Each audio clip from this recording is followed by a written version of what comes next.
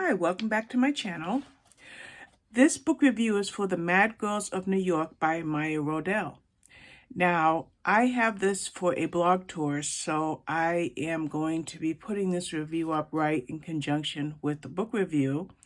And I just have to tell you, I'm just trying to bring it up on Goodreads, that when I got this book, I didn't read the blurb when I got this for review. And I didn't read the blurb for basically three reasons. First of all, the publisher Berkeley, I try to take as many of their offerings for widgets as in blog tours as come along. Secondly, historical fiction is something that I really enjoy, especially like this is like the Gilded Age time frame. And thirdly, Maya Rodale is an author that I truly respect and admire, so I went ahead and said yes. And then I didn't go read it for weeks after I had it, and it was not what I expected at all. Now, it's definitely getting 5 stars, so don't think when I say it wasn't what I expected that I didn't like it, because I definitely did. But there were certain things about this book that I want to tell you about. The first thing is, and I'm looking over at my laptop, when I started reading this book and I read the name Nellie Bly, the first thing that I thought of is a movie that I saw well over 50 years ago. And that was Frankie and Johnny with Frankie and Johnny with Elvis Presley. Now, how is a movie that I saw 50 years ago still up here? That's just the kind of memory that I have. And there was a character in Frankie and Johnny were fated lovers, okay? There was a character in the book, and her name was Nellie Bly. So before I started writing my book review, because I've already written most of my review, I decided to Google it, and my memory served me correctly. Nellie Bly was a feature character in that movie. Is it the same Nellie Bly in this book? Actually, no. In this book, Nellie Bly is a reporter. And her name, she was born as Elizabeth Jane Cochran. Now, if you research her like I did, Cochran is Cochran, but she added an E because she thought it added a little bit more flavor to her name. But when she wanted to enter the scene as a respected journalist or writer for a newspaper, any newspaper at that time, she knew that it wasn't the thing to have her actual name on a byline should she ever get hired. So she chose the name Nellie Bly. So for a little bit of fun, researched Nellie Bly, and I loved seeing a name of something that I watched. My brother Michael, him and I, that was our favorite movie when we were kids, is Frankie and Johnny. Now, who was Nellie Bly then, at least in this book? And by now, you will see the cover up there. Well, she was a reporter, and she wanted to get hired. Now, as a woman in the Gilded Age, the time frame of this book was 1887 New York City. She wanted to do more than write about ladies' fashion or what type of tea to serve. She wanted something that would garner great respect, but no editor would hire her.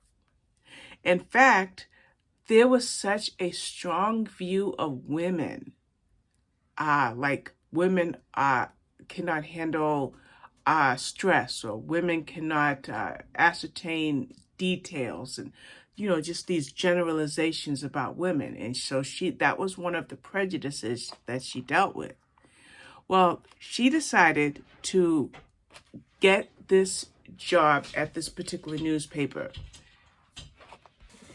So she goes to a newspaper, and the newspaper was New York World.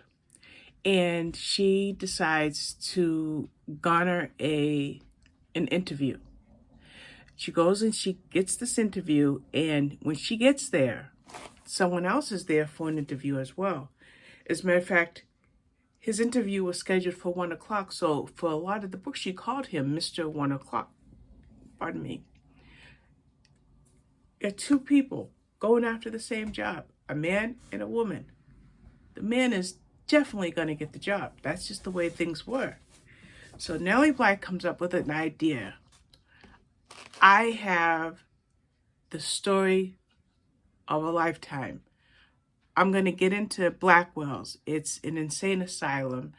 I'm going to get in there and I'm going to get this true story, because this was a notorious place. This place was very notorious for the treatment of women. It was a women's insane asylum. Well, how are you going to get into Blackwell's? No journalist has ever crossed that threshold. She says, I'm going to get in there by posing as a patient. Well, how is she going to pose as a patient?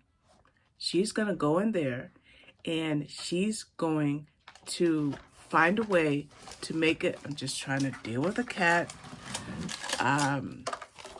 She's going to go and she's going to work to present herself as crazy. And the first way that she decides to do this is by something that I remember my boss over 40 years ago, 35, 40 years ago. Her name was Karen Hitchcock.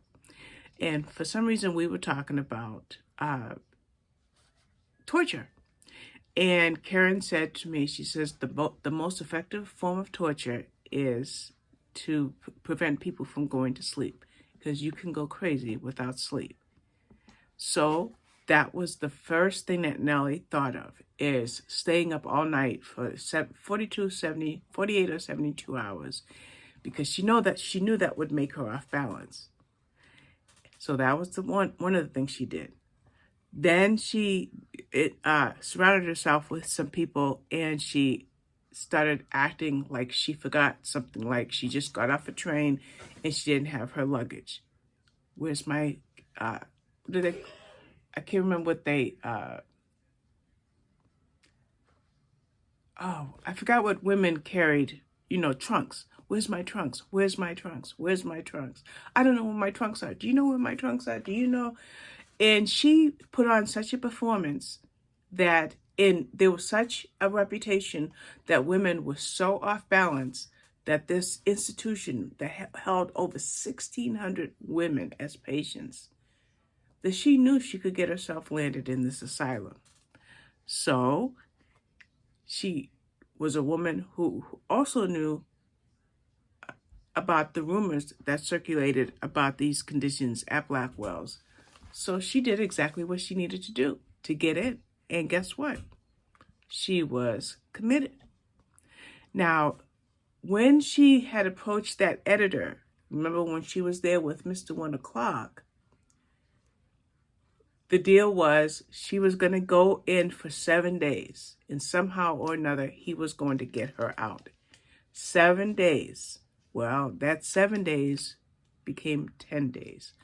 And Nellie Bly experienced true horrors that other women in that asylum experienced. Things like ice baths. And then the ice baths were disgusting because it was woman after woman after woman, so you were bathing in other people's filth. Then the food was disgusting. Then you had nurses running around saying, be quiet, slap if you talk, shut up, slap. It was deplorable. It was deplorable. How about being chained to a bed or a chair?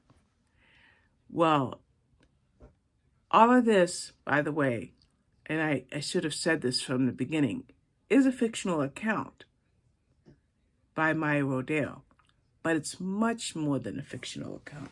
As a matter of fact, I'm looking for my Kindle right now.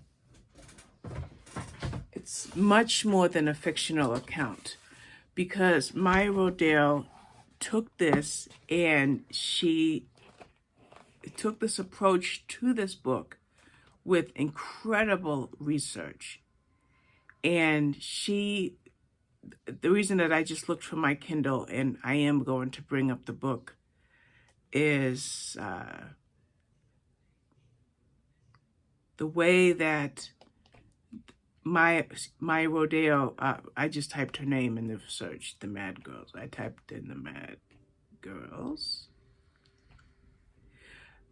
I wanted to show you something or mention something from the end of the book, because sometimes with me, it's the end of the book that really pulls everything together, whether it's the author's note or the acknowledgments. In this case, it's the author's note. And this is where Maya Rodale showed her incredible research, because as she says in the author's note, that Nellie Bly is a real historical figure and this novel is based in truth. I just want to repeat that. Nellie Bly is a real historical figure and this novel is based in truth. Now, it tells how she started off with the Pittsburgh Dispatch, but she wanted to work for a New York paper. And she actually wrote a book called 10 Days. I think it was 10 Days and something. I should have written that down. Oh yeah, 10 Days in a Madhouse. And I do intend on looking that up. I'm hoping that I can get my hands on it through my library, because she wrote this 2-part article about her experiences in this madhouse. And our author, Maya Rodale, was able to read that. As a matter of fact, not only did she read that, but she quoted other references that she used in her research. And to me, when you read good historical fiction, your author has to do excellent research. And that's why I thought it was important to grab this. Now, this book talked about the cruelty of the nurses back in that time. Now, this is no disrespect intended towards the nursing profession, not from me as a reader and a reviewer, nor from Maya Rodale as an author. It's just what happened at that time, at that location, and that experience that Nellie Bly had in the articles that she wrote for the newspaper once she got herself out of that hospital. And there's, any author that writes historical fiction based on true events takes literary license, because you've got to make the story readable. But beyond the literary license that she took for this story, she does recommend some excellent books that I know I will be reading. Around the World in 72 Days by Nellie Bly. Nellie Bly, Daredevil Reporter Feminist by Brooke Proger.